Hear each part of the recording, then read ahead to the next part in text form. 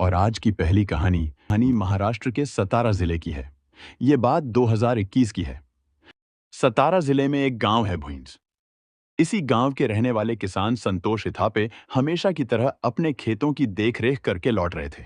तभी पड़ोस के गन्ने के खेत में एक लाश देखकर उनके होश उड़ गए। वह खेत शिवराम भिवताई का था। उस युवती की लाश अर्धनग्नावस्था में थी। यह देखकर वह घबरा गए और उन्होंने शोर मचाकर अन्य किसानों को एकत्र कर लिया। इसके बाद उन्होंने फोन करके इसकी सूचना भुज थाने में दे दी। उस वक्त थाने में एपीआई आशीष कामले मौजूद थे। वह अपने सहयोगियों के साथ किसी अहम मुद्दे पर चर्चा कर रहे थे। तभी उन्हें लाश मिलने की खबर मिली। यह सूचना उनके लिए बेहद जरूरी थी, इसलिए उन्होंने तुरंत अपनी पुलिस टीम को तैयार किया और शिवराम द्वारा बताई गई जगह के लिए रवाना हो गए। घटनास्थल थाने से करीब 4 किलोमीटर दूर था और पुलिस टीम 10 मिनट में वहां पहुंच गई। रास्ते में ही एपीआई आशीष कामले ने मोबाइल फोन के जरिए मामले की जानकारी अपने वरिष्ठ अधिकारियों और पुलिस कंट्रोल रूम को दे दी। यह घटना 3 अगस्त 2021 की है। इस दौरान मामले की खबर पूरे इलाके में आग की तरह फैल गई थी। पुलिस के पहुंचने से पहले ही घटनास्थल पर लोगों की भारी भीड़ जमा हो गई थी। वहां पहुंचकर पुलिस ने तुरंत जगह का निरीक्षण शुरू किया। शुरुआती जांच में पता चला कि मृतका की उम्र करीब 34 साल के आसपास हो सकती थी। हत्यारे ने महिला की हत्या कर उसे गन्ने के पत्तों से छिपाने की कोशिश की थी, लेकिन जानवरों ने शव के ऊपर रखे पत्तों को हटा दिया था, जिससे लाश दिखाई देने लगी। सहायक इंस्पेक्टर आशीष कामले घटनास्थल की जांच कर ही रहे थे कि तभी घटना की सूचना पाकर SP Ajay Bansal, additional SP Dheeraj Patil और डीवाईएसपी शीतल जानवे मौके पर पहुंच गए। उनके साथ फॉरेंसिक ब्यूरो के अधिकारी भी मौजूद थे। जांच के दौरान पुलिस ने देखा कि मृतका के दोनों हाथ पीछे की ओर बंधे हुए थे और यह बंधन उसी के दुपट्टे से किया गया था। शुरुआती जांच से लग रहा था कि उसकी हत्या गला घोंटकर की गई थी। मृतका की पहचान से जुड़ा कोई भी सबूत घटनास्थल से बरामद नहीं हुआ। पुलिस ने वहां मौजूद भीड़ से पूछताछ की, लेकिन कोई भी उस महिला को पहचान नहीं पाया। इससे साफ हो गया कि वह महिला वहां की स्थानीय नहीं थी। पुलिस ने यह अंदाजा लगाया कि मृतका किसी अन्य जगह की रहने वाली हो सकती है और उसे यहां लाकर हत्या की गई है। शिनाख्त न हो पाने की स्थिति में पुलिस ने मौके पर कार्रवाई पूरी कर लाश को पोस्टमार्टम के लिए भेज दिया। एसपी अजय बंसल के निर्देश पर एपीआई आशीष कामले ने इस मामले की जांच शुरू की। सबसे बड़ी समस्या यह थी कि बिना मृतका की पहचान के जांच को आगे बढ़ाना मुश्किल था। ऐसे में जांच टीम ने वही तरीका अपनाया जो ऐसे मामलों में अक्सर पुलिस द्वारा अपनाया जाता है। पुलिस ने सबसे पहले यह पता लगाने की कोशिश की कि क्या किसी महिला की गुमशुदगी की रिपोर्ट शहर के किसी थाने में दर्ज की गई है। हालांकि इस दिशा में शुरुआती जांच में पुलिस को कोई खास सफलता नहीं मिली। इस स्थिति में जांच अधिकारी एपीआई आशीष कामले ने अपनी टीम के साथ घटनास्थल के आसपास के खेतों का दोबारा निरीक्षण किया। इस बार उन्हें सफलता मिली। घटनास्थल से लगभग 10 मीटर दूर उन्हें एक बैग मिला, जिसमें मृतका का आधार और पैन कार्ड थे। आधार कार्ड में मृतका का नाम संध्या विजय शिंदे था और वह सतारा शहर की रहने वाली थी। यह जानकारी मिलते ही जांच अधिकारी आशीष कामले ने तुरंत अपनी एक टीम सतारा सिटी भेजी ताकि संध्या शिंदे के बारे में जानकारी हासिल की जा सके। वहां पता चला कि सतारा सिटी पुलिस थाने में संध्या के भाई ने उसकी गुमशुदगी की रिपोर्ट दर्ज करवाई थी। पुलिस ने उसके भाई से संपर्क कर शव की शिनाख्त के लिए उसे अस्पताल बुलाया। भुज पुलिस थाने से संध्या शिंदे की हत्या की खबर मिलते ही उसके भाई और कुछ रिश्तेदार तुरंत अस्पताल पहुंच गए। अस्पताल में उन्होंने रोते हुए संध्या शिंदे के शव की पहचान कर ली। जांच अधिकारी आशीष कामले ने उन्हें सांत्वना देते हुए जब संध्या शिंदे की हत्या के मामले में पूछताछ की तो उन्होंने बताया कि वह कैटरिंग का काम करती थी। अपने काम की वजह से वह 2-3 दिनों तक घर से बाहर रहा करती थी। उसकी सहेलियों में कामले थी, जिसके साथ उसकी गहरी दोस्ती थी। संध्या उसे मौसी कहती थी। संध्या शिंदे के भाई और उनके रिश्तेदारों के बयानों के आधार पर जांच टीम ने जल्द ही कामले मौसी का पता लगा लिया। कामले मौसी ने पुलिस को बताया कि वह संध्या शिंदे के दोस्तों के बारे में ज्यादा नहीं जानती, लेकिन यह जरूर था कि संध्या अक्सर आनंद राव गोले नाम के व्यक्ति से संपर्क में रहती थी। वह उसे फोन करती और कभी-कभी उसके साथ बाहर भी जाती थी। हालांकि कामले मौसी को इस बात की कोई जानकारी नहीं थी कि वे दोनों कहां जाते थे। आनंद राव गोले के बारे में पुलिस को कोई जानकारी नहीं थी कि वह कौन था, क्या करता था और कहाँ रहता था। इस कड़ी को सुलझाने के लिए इंस्पेक्टर आशीष कामले ने 4 टीमें तैयार की और उन्हें इस मामले की जांच की जिम्मेदारी सौंप दी। पुलिस ने संध्या, उसके परिवार वालों और कामले मौसी के मोबाइल नंबरों की कॉल डिटेल्स निकलवाकर उनका बारीकी से अध्ययन किया। तो आनंद राव और संध्या के बीच संबंधों का राज सामने आ गया। अब पुलिस को आनंद राव गोले के बारे में पता चल चुका था। सादे कपड़ों में पुलिस ने उसके ठिकाने पर दबिश दी, लेकिन वह रात के अंधेरे का फायदा उठाकर पुलिस पर हमला कर भाग निकला। इस घटनाक्रम से पुलिस को यह यकीन हो गया कि संध्या की हत्या का आरोपी आनंद राव गोले ही है। हालांकि वह हाथ से निकल गया।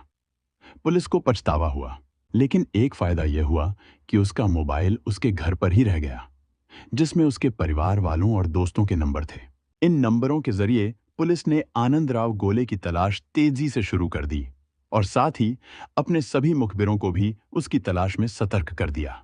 पुलिस को आखिरकार कामयाबी मिली। 2-4 दिन बाद सहायक इंस्पेक्टर आशीष कामले को एक मुखबिर से जानकारी मिली कि आनंद राव अक्सर अपने एक दोस्त के संपर्क में रहता है। मुखबिर ने जब उसे भरोसे में लिया तो उसने बताया कि आनंद राव कर्नाटक के संखकेश्वर नगर में रहता है और एक ट्रक पर क्लीनर का काम करता है। यह जानकारी मिलते ही पुलिस ने आनंद राव के मोबाइल को सर्विलांस पर लगा लिया और उस इलाके की नाकेबंदी कर दी। 2-4 दिनों की नाकेबंदी के बाद पुलिस ने उसे गिरफ्तार कर लिया। थाने लाकर पूछताछ की गई, लेकिन पहले तो आनंद राव ने मुंह नहीं खोला। फिर पुलिस की सख्ती के बाद उसने 2 अपराधों को स्वीकार किया। उसने बताया कि संध्या शिंदे की हत्या के 3 साल पहले उसने अपनी पत्नी मनीषा गोले की भी हत्या कर दी थी। उसका शव उसने उसी जगह दफनाया था जहां उसने अपनी प्रेमिका संध्या शिंदे का शव डाला था। 2 महिलाओं की हत्याओं के रहस्य को लेकर पुलिस टीम हैरान थी। वहीं दूसरे दिन जब समाचार पत्रों में यह खबर छपी तो पूरे क्षेत्र में सनसनी फैल गई। सातारा जिले के तालुका वाई में पहले से ही सीरियल किलर संतोष पोल का खौफ लोगों के दिमाग में था और अभी तक लोग उसे भूल नहीं पाए थे कि अब आनंद राव गोले के रूप में एक और हत्यारा उनके सामने आ गया था। 40 वर्षीय आनंद राव गोले महाराष्ट्र के जनपद सतारा का रहने वाला था। गांव में उनके पास कुछ पुश्तैनी जमीन थी जिस पर वे खेती करते थे।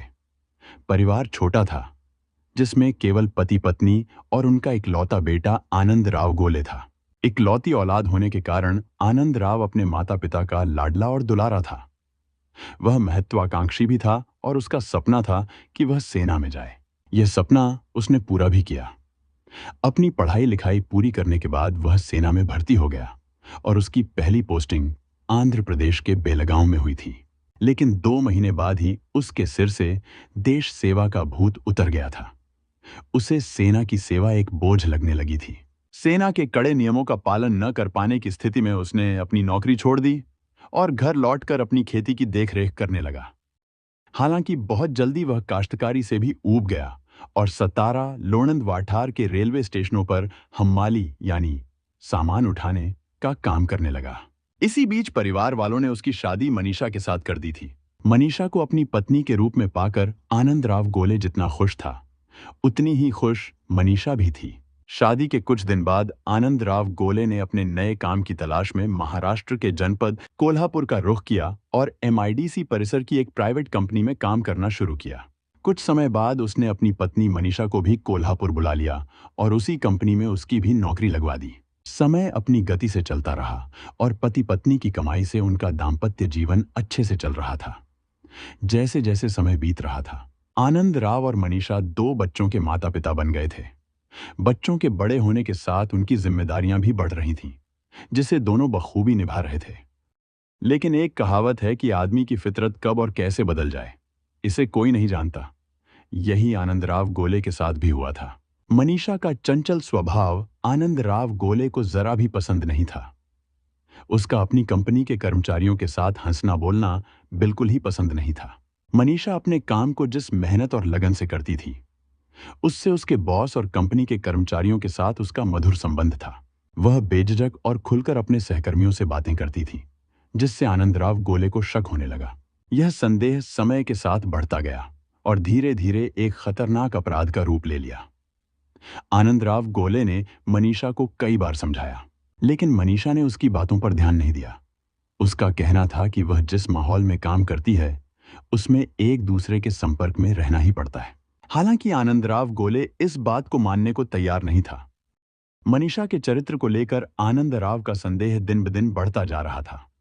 यह संदेह उसके अंदर गहराता गया और अक्सर वह मनीषा से उलझने लगा। इस तनावपूर्ण माहौल में कई बार दोनों के बीच मारपीट भी हो जाती थी। ऐसी स्थिति में आनंदराव गोले ने कोल्हापुर की नौकरी छोड़ दी और मनीषा तथा बच्चों के साथ अपने गांव वापस लौट आया। गांव आने के बाद वह अपनी थोड़ी बहुत खेती से ही गुजर बसर करने लगा। बच्चों को अच्छे स्कूल में दाखिला दिला दिया था और जीवन सामान्य तरीके से चलने लगा था। सब कुछ ठीक ठाक चल रहा था, लेकिन आनंदराव के दिल में अब भी कुछ उथल पुथल चल रही थी। आनंदराव गोले के मन में अपनी पत्नी मनीषा के प्रति जो शक का कीड़ा पैदा हुआ था, वह कभी मरा नहीं। वह अक्सर इस शक को लेकर मनीषा से उलझता रहता था। मनीषा भी पीछे नहीं रहती थी और उसे खरी खोटी सुना देती थी।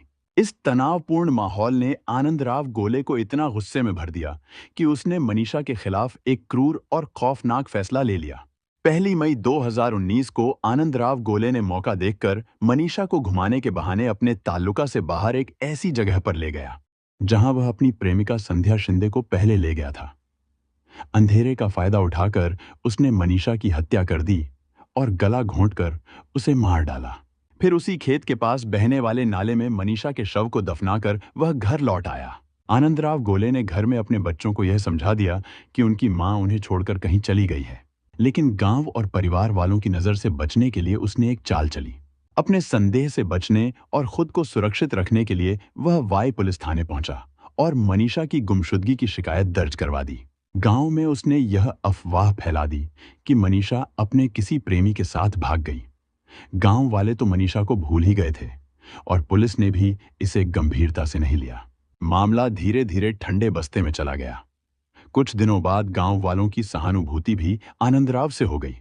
सब कुछ सामान्य होने के बाद आनंदराव गोले को अपनी खेती से जो समय मिलता था, वह सतारा और लोणंद रेलवे स्टेशन पर हम माली का काम कर लिया करता था, जिससे उसका ऊपरी खर्चा निकल जाता था। एक दिन आनंदराव गोले की मुलाकात 30 वर्षीय संध्या शिंदे से हुई। वह संध्या को अपने एक दोस्त के शादी समारोह में वेटर के रूप में काम करते हुए देखा था। संध्या की खूबसूरती और उसके आत्मविश्वास ने आनंदराव को पूरी तरह से आकर्षित कर लिया। उसे संध्या से गहरी मोहब्बत हो गई थी। समारोह के दौरान आनंदराव ने संध्या के पास ही रहकर धीरे धीरे उससे बात करने का सिलसिला शुरू किया। जब समारोह खत्म हुआ तो उसने संध्या का मोबाइल नंबर ले लिया। घर लौटने के बाद आनंदराव चैन से सो नहीं पाया। रात भर वह करवटें बदलता रहा और जिस दिशा में सोने की कोशिश करता, वहां संध्या का मुस्कुराता चेहरा नजर आता। किसी तरह रात तो गुजर गई, लेकिन दिन मानो पहाड़ बन गया। आखिरकार शाम होते होते उसने संध्या को फोन कर ही लिया।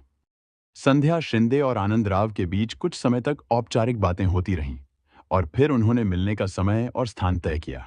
संध्या शिंदे सतारा सिटी की रहने वाली थी। उसका पति विजय शिंदे शराब पीने का आदी था। विजय अक्सर कोई काम नहीं करता था और अगर करता भी था तो अपनी कमाई का अधिकांश हिस्सा शराब की पार्टियों में खर्च कर देता था, जिससे घर की आर्थिक स्थिति बहुत खराब हो गई थी। ऐसे में संध्या को ही घर की जरूरतें पूरी करने के लिए काम करना पड़ता था। वह केटरिंग का काम करने लगी थी, जिससे उसकी आर्थिक स्थिति धीरे धीरे सुधरने लगी। दोनों ने तय समय और स्थान पर मिलने के लिए पहुंचने का वादा किया था। दोनों ने एक दूसरे का स्वागत किया। कुछ देर पार्क में बैठकर बातें करने के बाद उन्होंने मॉल में जाकर शॉपिंग की, जिसका बिल आनंदराव गोले ने चुकाया। इस मुलाकात में पहले दोनों अच्छे दोस्त बने, फिर धीरे धीरे वो दोस्ती प्यार में बदल गई। जब प्यार हुआ तो उनके बीच की सारी हदें टूट गईं। एक बार जब ये हदें टूटीं तो फिर ये टूटते ही गए। अब जब भी मौका मिलता, आनंदराव और संध्या एक दूसरे से मिलते और खुश रहते थे। 6 महीने तक चलने वाले इस रिश्ते में आनंदराव गोले को उस समय बड़ा झटका लगा जब उसे पता चला कि संध्या शिंदे का भी किसी और के साथ अफेयर चल रहा है, बिल्कुल वैसे ही जैसे उसकी पत्नी मनीषा का था। इस बात से आनंदराव को संध्या से भी नफरत हो गई और उसने वही किया जो उसने अपनी पत्नी मनीषा के साथ किया था। 1 अगस्त 2021 को आनंदराव को अंततः मौका मिल ही गया। उसने संध्या शिंदे को सतारा स्टैंड से लिया और सीधे नागेवाड़ी गया। वहां एक होटल में 2 दिन तक वे दोनों साथ रहे और मौज मस्ती की। दूसरे दिन लेकिन बारिश के कारण वे वहां नहीं जा पाए। 3 अगस्त 2021 को आनंदराव ने संध्या को उसी जगह ले जाने का फैसला किया जहां उसने 3 साल पहले अपनी पत्नी मनीषा की हत्या की थी। वहां पहुंचने के बाद वह कुछ समय तक हल्की फुल्की बातें करता रहा, लेकिन फिर संध्या के चरित्र पर आरोप लगाने लगा, जिससे दोनों के बीच तीखी बहस हो गई। इस झगड़े के बीच आनंदराव गोले ने संध्या शिंदे का गला उसके दुपट्टे से घोंट दिया। हत्या के बाद उसने संध्या के दोनों हाथों को पीछे करके दुपट्टे से कसकर बांध दिया और उसका बैग घटनास्थल से दूर फेंक दिया। इसके बाद आनंदराव अपने घर लौट आया और इस अपराध को छुपाने के लिए उसने हर संभव प्रयास किया। विस्तार से पूछताछ करने के बाद एपीआई आशीष कामले ने आनंदराव गोले के खिलाफ भारतीय दंड संहिता भादमवी की धारा 302 के तहत हत्या का मुकदमा दर्ज किया। घटनास्थल से उसने आनंदराव की पत्नी मनीषा गोले की अस्थियों को बरामद किया, जिन्हें फोरेंसिक जांच के लिए भेजा गया। इसके बाद आनंदराव को सतारा के मेट्रोपॉलिटन मजिस्ट्रेट के सामने पेश किया गया, जहां से उसे जेल भेज दिया गया। आज वह सलाखों के पीछे है, लेकिन उसे अपने किए गए गुनाहों का कोई अफसोस नहीं है। यह अपराध कहानी हमें यह सिखाती है कि गलतफहमियां और संदेह किसी भी रिश्ते को खत्म कर सकते हैं, और इस तरह के नफरत भरे विचार अंततः इंसान को अपराध की दिशा में ले जाते हैं। आनंदराव गोले ने अपनी पत्नी और प्रेमिका के प्रति शक और जलन की वजह से जघन्य अपराध किए, जिससे न केवल उनके जीवन बल्कि उनके परिवार का भी नुकसान हुआ। इसमें यह भी दिखता है कि कभी-कभी लोग अपने गुस्से और अहंकार में इतने अंधे हो जाते हैं कि वे किसी भी सीमा तक जा सकते हैं। ऐसे अपराधी अक्सर अपने किए गए गुनाहों का पछतावा नहीं करते और उन्हें अपने कृत्य में कोई गलती नहीं दिखाई देती। यह कहानी यह भी बताती है कि अगर किसी के मन में संशय हो तो उसे बातचीत और विश्वास से हल किया जा सकता है, न कि हिंसा और नफरत से।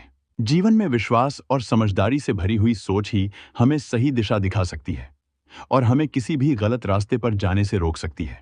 अंत में यह भी समझना जरूरी है कि कानून के अनुसार सभी को अपने कर्मों का हिसाब देना पड़ता है और इंसाफ की राह कभी न कभी जरूर मिलती है। हमारा उद्देश्य यह है कि लोग इन घटनाओं से सीखें और गलत रास्तों पर चलने से बचें। यह कहानी एक अहम चेतावनी है जो हमें बताती है कि जीवन में सही फैसले लेना कितना जरूरी है। हमें मिलकर एक बेहतर समाज बनाने की कोशिश करनी चाहिए, जहां प्यार और ईमानदारी की अहमियत हो। ऐसी सच्ची घटनाओं और उनसे मिले संदेशों के साथ मैं फिर लौट कर आऊंगा। तब तक के लिए सुरक्षित रहें, सतर्क रहें और याद रखें कि हर कदम सोच समझकर उठाएं।